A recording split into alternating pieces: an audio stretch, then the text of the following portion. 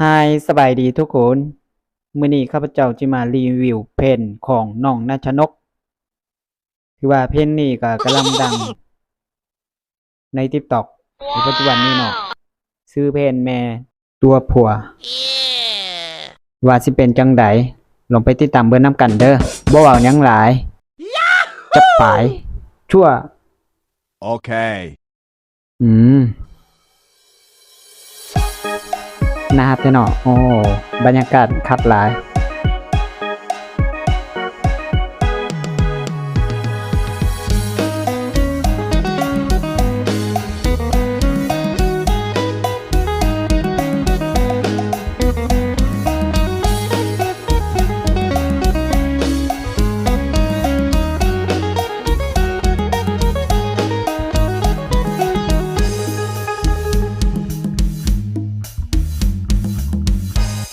คันตัวผัวได้น้องสิเฝ้าไปหาอุพอกันดาเจ้านั้นอย่าน้อยใจแต่ว่าตอนนี้น้องนี่มือบ่ได้ยันว่าผัวสงสัยว่าเฮานั้นแอบลอย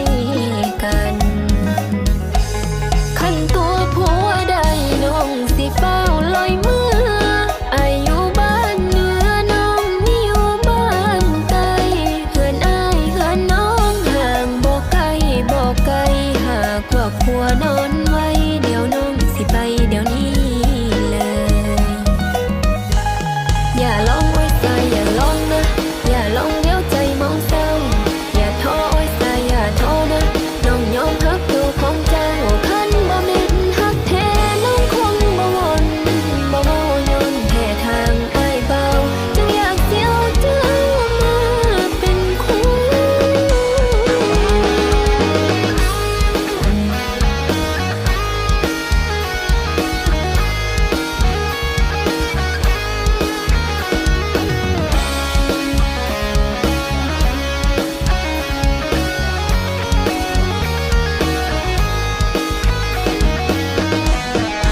หาวิธีนี้ออกจากเคือนบ่ได้ลืมเลือนคนของคอยท่าเหมือนดังสวรรค์อยู่ในโลกโลกาใจน้องสั่งมาแต่ผัวน้องสั่งมือหัวว่ามันผิดแต่ชีวิตเกิดมาหนเดียวหัวว่ามันเปลี่ยวยันเจ้าอดบ่ได้ ปล่อยอายให้เศร้าอยู่ในห้องเหงาใจโปรดให้อภัยที่น้องมาสาเกินคันตัวผัวได้น้องสิเฝ้าไปหาอุพอกันดาเจ้านั้นอย่าน้อยใจแต่ว่าตอนนี้น้องนี่มือบ่ได้ยันว่าผัวสงสัยว่าเฮานั้นแอบลอยกันคันตัวผัวได้น้องสิเฝ้าลอยมืออายุบ้านเหนือน้องนี่อยู่บ้านใต้เฮือนอ้ายเฮือนน้องห่างบ่ไกลบ่ไกล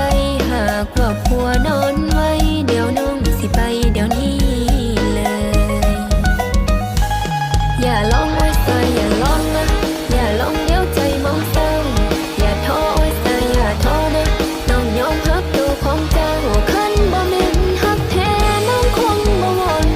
บ่เว้าย้อนแท้ทางอ้ายเบาจึงอยากสิเอาเจ้ามาเลี้ยงดูย้อนหลงมักอ้ายเขาจึงอยากสิเอาเจ้ามาเป็นคู่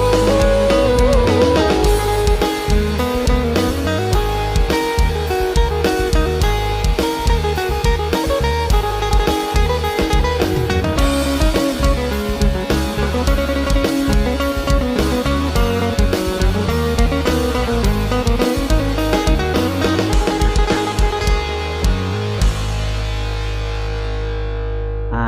จดไปแล้วเนาะโอ้ม่วนหลายม่วนหลาย ขอให้มันได้100 ล้านวิวเด้อทุกคนฝากกดไลค์กดแชร์ให้แหน่เด้อ